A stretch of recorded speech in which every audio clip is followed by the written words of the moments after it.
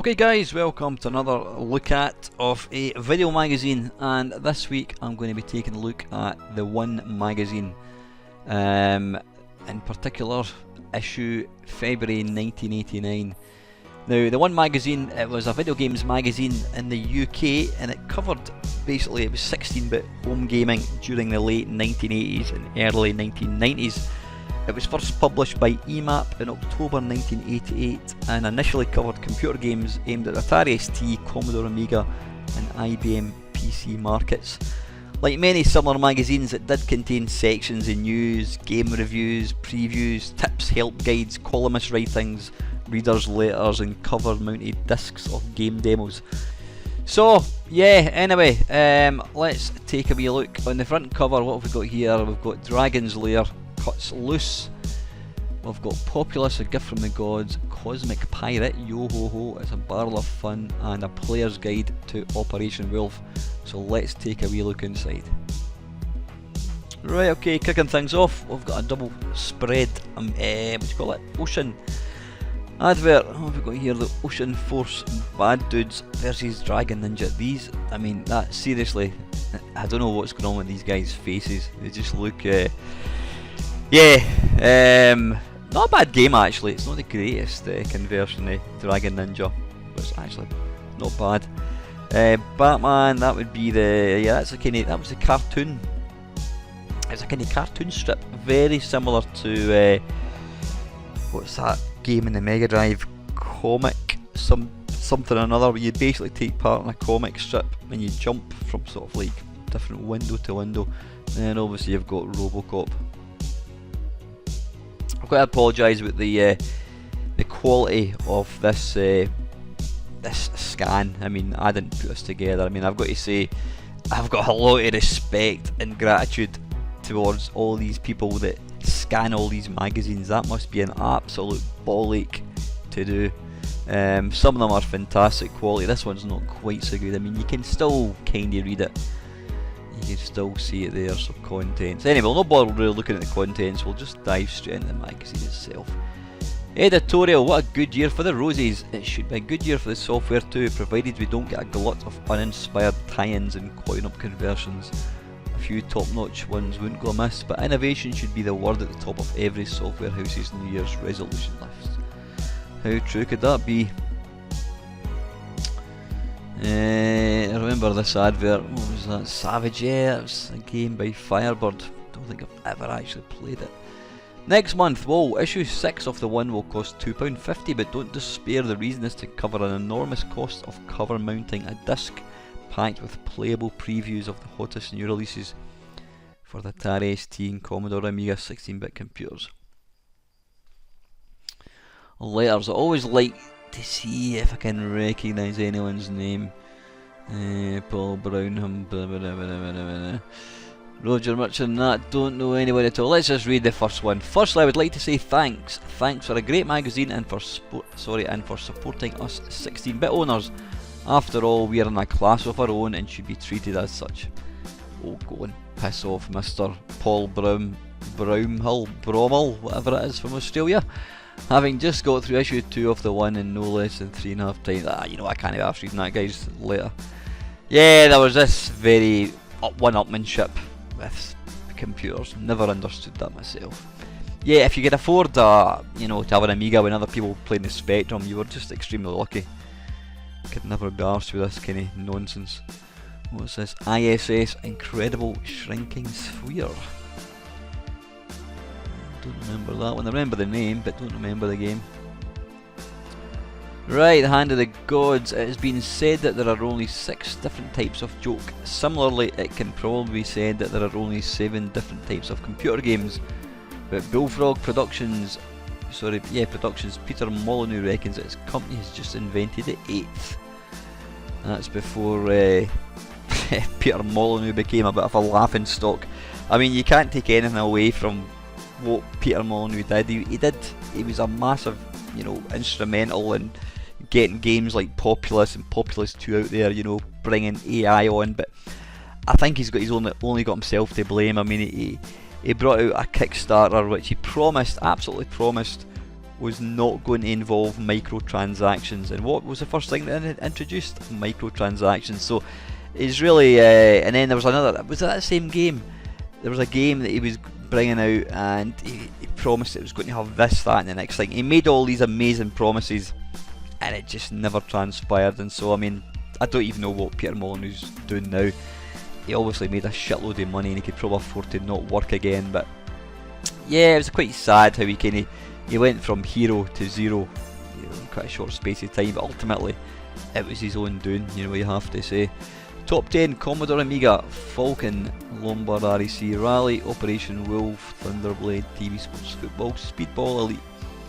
Got to say, this magazine this epitomised when the 16-bit era was at its best. This was when it was the most exciting because it was still new. The 8-bit systems were still a thing, and you know, so people like myself who were lucky enough to be able to buy an Amiga, I mean, I was working at that point, so I was able to afford one, albeit I had to pay it up every month. But we were still very, very fortunate to have these cutting edge computers, whereas other people who weren't so fortunate, they still had the 8-bit. So yeah, this was like a new frontier, you know, seeing old games like this. Firebird Frolics. Delays abound at British Telecom's software appendages Firebird and Rainbird with release dates pushed back. Blah blah blah, weird dreams. I never actually played that game, but I do remember it. It was very, very weird. Palace Pranks. Outlaws shoot 'em up construction kit won't be seeing the light of day until blah blah blah. What's that? F19 from Microprose. Not content with simply snapping up the rights to the latest Lucas Spielberg epic Indiana Jones and the Last Crusade, US Gold has decided to release two separate interpretations of the game. One is to be developed by newly signed American development house Lucasfilms Games, which has built a formidable reputation on the 8-bit scene. Well, what was that? Well, the other will come from T-Rex, converter of Thunderblade, Last Duel and Rolling Thunder. Well, we'll forget all about Rolling Thunder, shall we? That was pretty awful. Now what game is this? I'm just trying to see. And this, sorry, pseudo sequel to Outrun Europa. I'll need to try that actually. I always remember looking at pictures thinking, wow, that looks amazing. I might have to give that a go. Of course, there's a mighty, was that Gauntlet 2? Yeah, it was Gauntlet 2. Did that come out in Amiga? I don't remember it coming out in Amiga. I know the first one came out in Atari ST. Maybe the second one did come out in Amiga. I think it might have actually, now that I think about it. It was like, I mean, it's like an amazing conversion. It must have been an Amiga. I certainly remember playing it on a 16-bit computer. And it was an amazing conversion, but the thing for me, and it applies to the arcade one, you know, you could play in MAME, the whole point of Gauntlet was fighting to stay alive. You give yourself infinite credits, you've lost the sort of point of the game. It's a bit like playing a shoot 'em up where you can't die. You know, you just lose, the incentive to actually progress in the game. Clear winner in 1986, work began in a game. Its scenario originally conceived as a stage play in the 1970s. Now over a decade since its conception, the Crystal has surfaced courtesy of Addictive. Thing is, there was a lot of, there were a lot of games that were getting released and they never actually, or getting, you know, developed, and they never actually came to anything. I mean, I don't remember that game, the Crystal, don't remember that one at all.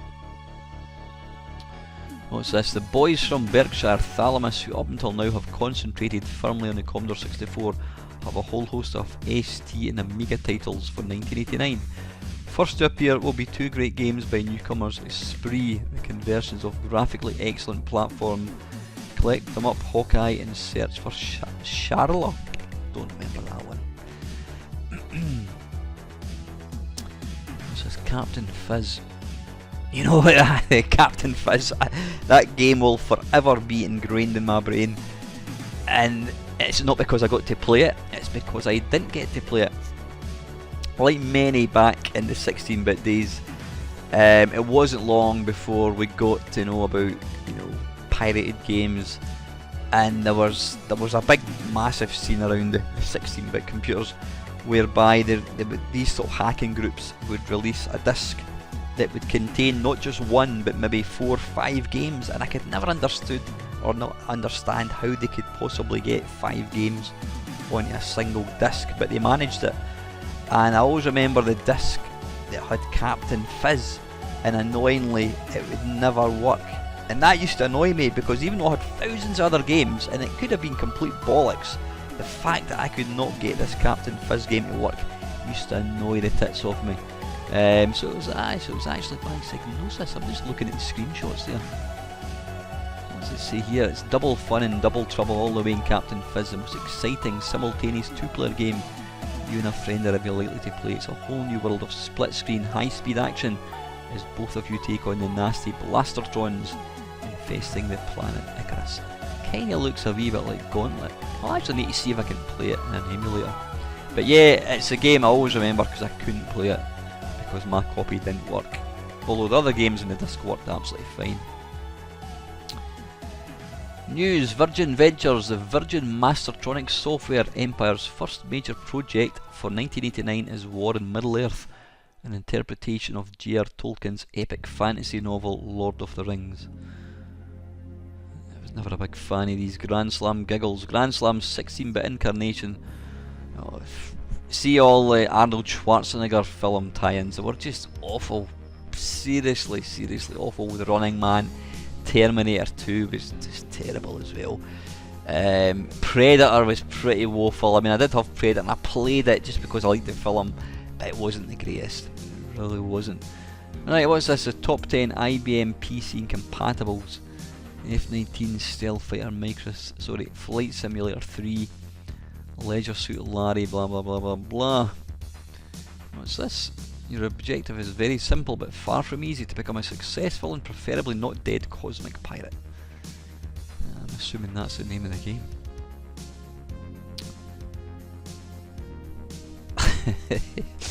Now that would be quite a nice picture if it wasn't for the big fat guy with the baseball cap on.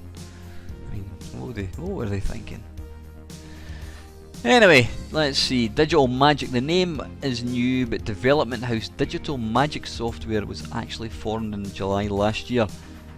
The Cheshire-based crew says it's keen to develop arcade-quality software by using the hardware to its full capacity on both machines. Was that Trained Assassin? Don't remember that one. Domark buys its TV license. Ah, that's right. I remember Domark did make a series of sort of quiz games based on TV series.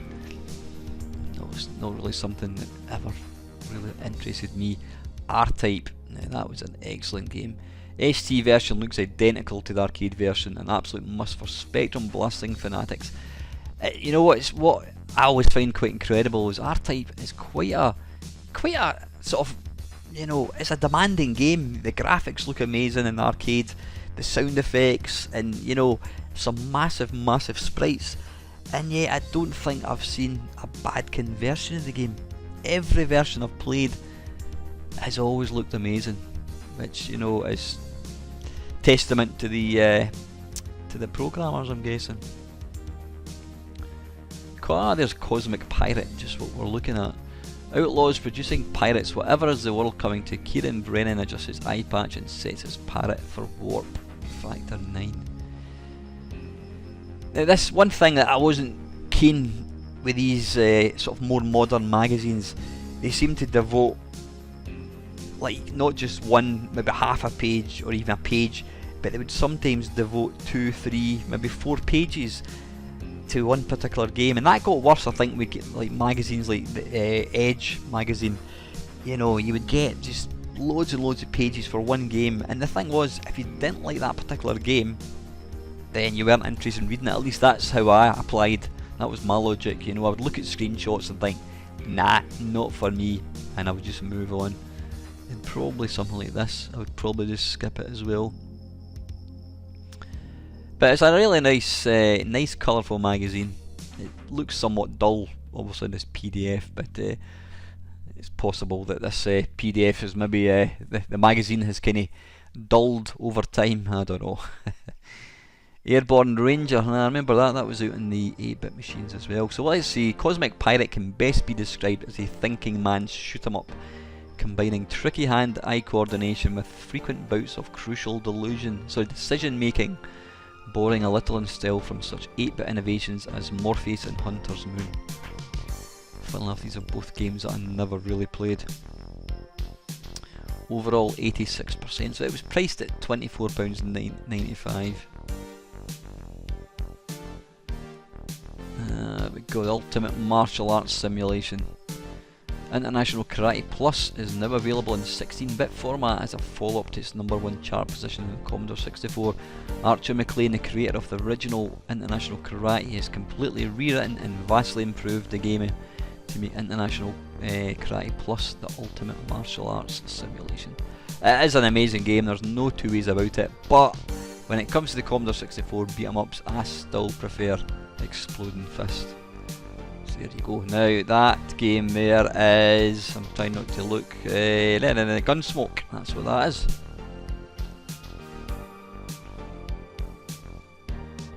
Is this going to give us a review of the game? I think, does it actually tell you the name? I can't even see, is it Gunsmoke? It certainly looks like that is Gunsmoke. Ah right, so that actually had, I didn't realise that there was conversion of Gunsmoke out in the ST. Am I missing something? Or is this called something, is it called Wanted? I'll need to have a look for that. That's what it might be called, Wanted. Does it mention Gunsmoke anywhere? This would have been an admirable attempt at the commando genre had it not suffered from so many faults. Firstly, there's no simultaneous two-player option. Well, Commando never had that. A feature that is becoming more of a standard and a novelty in games of this type. The collision detection is suspect and baddies can be left standing even after you're sure that you've hit them. There's also very little variety in the gameplay. That does look like Gunsmoke. Have a wee look for that. Detail Electronics, yeah, I mean the Atari ST had a built-in, what do you call it, MIDI interface, so it was really popular with musicians. I know that Fatboy Slim, Norman Cook, he apparently was using Atari ST right up till fairly recently, but since I've got no musical talent at all, it wasn't something that really bothered me. I'm sure I bought this, or I might have got a copy. I mean that's how ironic is it, you get a copy of a copying program. Yeah, Marauder 2, quite simply the best disc copier available for the Amiga. What was the other ones? Was it Nibbler? Was it ST copy? Pro copy I think was one in Atari ST. Yeah, that's what you did, and then eventually once you got contacts who had copied games, you didn't have to bother with stuff like this, because having these copiers meant you still had to buy the game and then copy it for yourself. Or like me and my mate, we used to buy one game a month between us, and then he would he would keep the game 1 month, and then the following month I would get to pick the game. California Games, oddly, because I had moved away from the the Commodore 64 by the time this game came out, it never really appealed to me. I could always relate to like athletic games, like, you know, Summer Games 1 and 2, they were brilliant, but things like footbag and frisbee, they're not really sports games. But I do know that California Games is a really well loved game. I mean, you know, looking at the graphics here, they do look really nice. Let's see what it's saying, 71%. Does it mention anything about the Commodore 64? It seems that no real attempt has been made to take advantage of the Amiga's massive capabilities, as this looks remarkably like the C64 original. The Epix game series has always been comparatively weaker on the 16-bit machines than on 8-bit, but this is the purest showing to date. Yeah, I always, just exactly what the guy's saying there, I always thought that these summer games, Epix games, that were always better to be played on the 8-bit machines. Massive savings, Castle Computers. There's somebody's. Is that somebody's phone number, or is that somebody's code for something for a game? Possibly. I should possibly phone that number and see if anyone answers. I'm just looking here. Massive savings, sale time at Castle Computers. Arkanoid 2, £7. Bard's Tale £15. There's some decent deals there actually. You'd probably pay more nowadays actually to get these. The world's leading brand for the real games competitor. I've still got one of these. Okay, what was that? The zip stick or something? I can't remember. There's some kind of joyboard. It's a sort of arcade stick. Gary Witters rushes into Go's latest vertically scrolling venture to find out if there is life after Xenon. Last Duel. Don't think I've ever played that. Good thing about reading magazines like this is it gives me ideas for Arcade Perfect My Arses, so I've already got a couple there. I'll need to have a look at that. Yeah, again, as I keep saying when I do these magazine look-ats, my memory always, if my memory serves me right, I always remember these magazines being full colour, but that wasn't always the case. I mean, there you go there. Completely black and white, and yet the adverts, well obviously the adverts are probably colour because the company's paying for them, whereas it must have been more expensive to print excuse me, in colour, hence the reason the reviews are in black and white. Skater Die. Again, I was never a big, I did actually buy a skateboard excuse me, I did buy a skateboard back in the day. Back in the in fact it would be the late 70s. That was before it really took off. It was obviously massive in America, but it wasn't quite so big in the UK. So I never really had any interest in these games. 72%. It did look nice. It's the same with like Tony Hawk's skateboarding. Didn't have any interest in them at all. Alright, what's this? What's this one here? Discover an arcade adventure with hidden depths. What's that? Times of Lore. Spectrum C64 Amstrad. Right, what's this? A mission. Things begin badly. The name Mission Elevator doesn't sound like the name of a great game. It sounds more like a bad translation, which in fact it is. Elevator action. Okay, it's an arcade game that I've never really gotten into. I've played it before, I've never really enjoyed it too much. Let's get panned. Take a look at the screenshots. Is there anything stopping this game from being on the C64? Well, that doesn't necessarily make it a bad game. The sound effects are a bit better, but they don't stop the overall presentation of the game being mostly disappointing. At least it moves along at a fair pace. For the first 5 minutes it seems almost exciting, but really it's a simple and very ancient idea with nothing added to keep the interest. 45%, exactly the same as the above, except it doesn't even have the good sound effects to redeem it. So that was the Commodore Amiga, and that was Atari ST. Operation Wolf, that was a good game. It was another one of these games that virtually every system had a good version. I don't think there was a bad one at all. What I liked about the 16-bit one was it obviously used the mouse. Used the mouse. Dearie me. I should really put my false teeth in before I start making videos. Yeah, the graphics in these was really good. Starray was a kind of a defendery type game in Amiga, but I always felt it could have been so much better.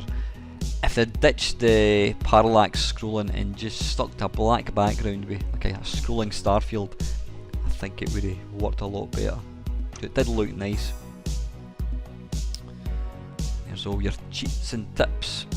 Something that we don't have in modern games, which really annoys me, because how many times have I given up playing a game simply because I can't get past a particular level? I would love to be able to go into a cheat menu and enable, you know, either infinite energy, or, you know, I probably wouldn't really go down the infinite energy route, but, you know, infinite ammunition, something like that would really help. But I don't know why they don't do it. At the end of the day, it would pay them to do it, because it's going to mean that you're going to complete a game quicker and possibly go and buy a new one even quicker. But we shall never know. Hellbent. is that? Is that a shoot 'em up kind of Arkanoid Uridium, I think? Was it Paul Wilkes that did this? I don't know if it is. Does it tell you? Nah, it doesn't actually. I certainly can't see it anywhere. Crazy Cars 2, dearie me. Where do we start with Crazy Cars? The first Crazy Cars looked amazing, and it was just awful, absolutely awful. Then they brought out the second one, and here it is here, and it looks really nice, and it was awful. Not quite as awful, but still damned awful. I mean, seriously, I don't know if anyone actually played these games from Titus. And then out of the blue, they brought out a third one, and we thought, here we go again, and it turned out to be brilliant.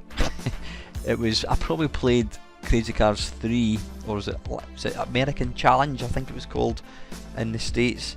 I probably played that game more than the Lotus games. But yeah, the first two Crazy Cars games were just awful, absolutely woeful stuff. Now, is that not a bad choice of colour?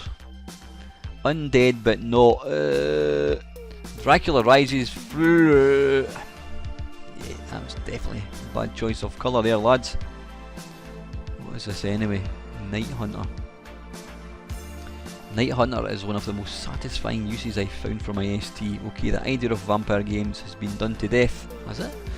But this one is fresh, exciting, entertaining and very addictive. It took ages to complete the first level, but not once did boredom set in. Frustration, yes. Boredom, no. It's a classy game in all departments. The sound, graphics and playability are all equally impressive. The world's #1. I wonder who determines that is the world's #1 arcade game. I would probably kind of argue the toss with that one. You know, it's a great game. World's #1. Was that possibly meaning it had taken in the most money? Maybe. There you go, Wakeling. That was a classic Bob Wakeling cover. Apparently this guy was actually a friend of Bob Wakeling. The guy was a kind of bodybuilder, and he just used him as a model. Yeah, shame we'll never see any more Bob Wakeling art ever again. LED Storm, yeah, that was another kind of racy type Death Race 2000. Yeah, it's surprising just how many black and white pictures there were. 74. You'll find a lot of the early, certainly I found it anyway, a lot of the early 16-bit games weren't great. You know, you've got to be honest, they weren't great. Perfect example being Crazy Cars. Companies thought that they could just make a game look amazing and forget to make it playable. The game could be shit, but as long as it looked amazing, then they got away with it. And you know, they obviously sold a lot of software on the basis that it looked amazing, and it's only once you got it home you thought, dearie me, this is terrible. So I'm just trying to see the prices. Alien Syndrome $19.95, Barbarian $24.95. So generally games are around about the £20 to £25 mark, which was a lot of money. It's probably, I would say, £25 back in 1988. It was probably maybe 60 quid nowadays. And when you look at what you're getting for your money now, you know, so pound for pound, I think you're getting far more game nowadays. What's this? Race Game Specialist Titus. Race Game Specialist, I would dispute that one, guys. Has anybody actually looked at Crazy Cars 1 and 2? Galactic Conqueror. Let's see what kind of review it got. 41%. Yeah, there you go. Yeah, it looks like a kind of a take on Galaxy Force, which is a rather nice arcade game. If you've got a 3DS, download, go and buy the 3D version of Galaxy Force. It is really nice. Right, details of Atari ST unbeatable prices. Now let me just have a look. I want to compare the Amiga prices with the Atari ST. Can we see any game that's similar? Captain Blood, Double Dragon. Well, Double Dragon was $16.99 on both systems. Federation of Free Traders, $21.99. Yeah. International Cry, $15.99. Interestingly, it was $16.99. It was slightly more expensive on the Atari ST. Strange.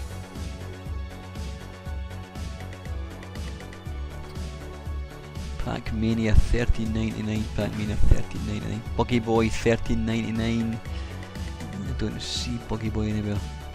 Oh, there it's there, $39. Yes, generally they were the same price, although that one cheekily was slightly more expensive than the Atari ST. If anything, I would expect it to have been slightly more expensive on the Amiga, since there was kind of less Amigas out there.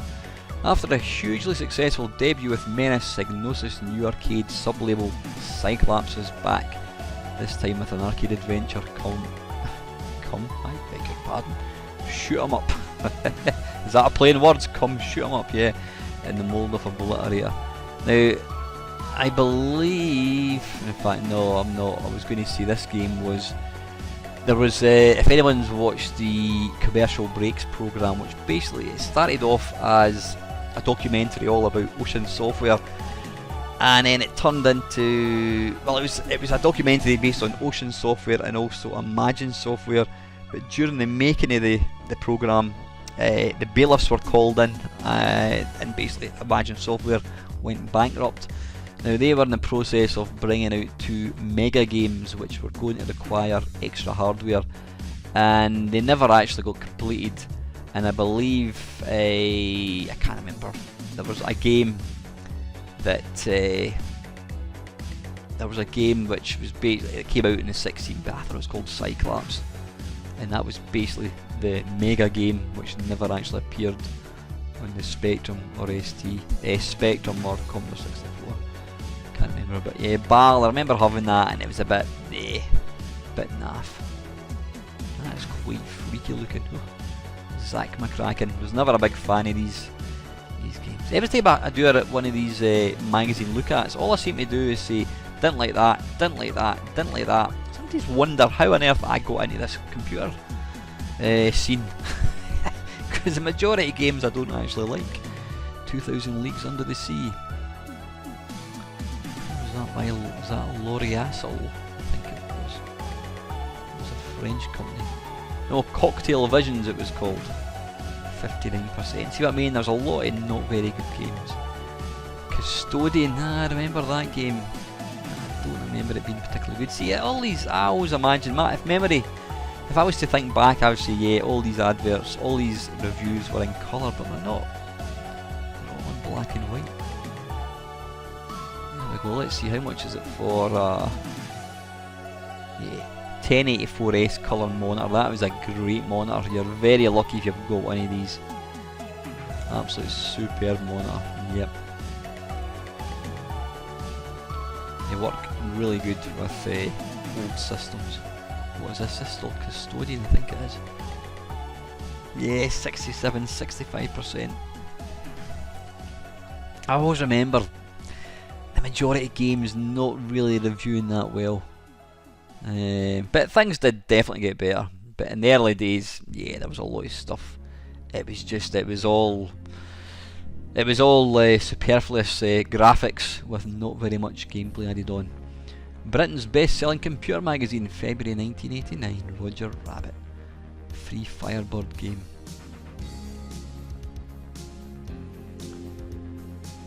What's this? Circus Games. Again, I remember seeing pictures of this, but I don't think I've actually ever played it. Who's it by? Does it tell you? We have to scroll down to the bottom to see. Even at the PC as well, that's interesting. Atari ST 60%. The Amiga, this version is certainly to be almost identical to its Atari counterpart. See, that's the thing. A lot of the early Commodore Amiga games were simply ports of the Atari ST, and that used to really annoy people, including myself, who eventually bought the Amiga. We wanted to have better versions, you know, use the hardware, but apparently because they use the same processor, they could quite easily just port it across without very much. Dragon's Lair, there you go. This came on multiple discs I mean, Dragon's Lair, it's one of these games that's very, very fondly remembered, but it's debatable whether it's a game. You know, you have to make a split decision. I mean, the animation was beautiful. It was basically, you know, real Disney cartoon artwork, and then you'd have to either go left or right, you know, and that was basically the crux of the game. And then they did eventually release it on multiple discs for the ST. What kind of review did it get? 60%. I wonder how many discs did it tell you up here.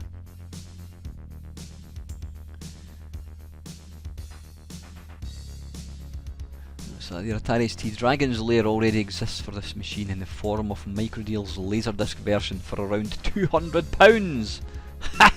And you need a player in the first place. Jesus, 200 quid for Dragon's Lair. Bloody hell. Demos. There's Rob Hubbard. I wonder what is that going to... It's a pity it doesn't tell us what the name of the disc is, because I could then go and have a look for it. So once again, Rob Hubbard is the subject of a music demo, and this time renditions of Monty on the Run, Crazy Comets and The Human Race feature alongside a version of Axel F. I don't think it tells you what disc 45, I don't know. I'll have a look through my demo discs to see if I can find it. 17-bit software, now there you go. This, yep, believe it or not, this is the company that went on to make, what did they do? Alien Breed, Arcade Snooker, Arcade Pool, Super Frog, what was the name of that? Body Blows, Galactic Body Blows. Yep, 17-bit software. They started off as basically a shareware company. They just sent out shareware discs. So there you go, that's where it all started for these guys, down in Wakefield. Shadow Warriors. That's a game I've not really played that much. Is this all arcades? Here we go. Kieran Brennan begs, steals and borrows enough silver money to spend an afternoon at his local arcade, only to find that there's little new to report. Now, let's see if I can name them all. Is that Big Run, Ghouls and Ghosts, Shadow Warriors, Double Dragon? I don't know what this game is. Don't know. Yeah, Ghouls and Ghosts. Just an amazing game.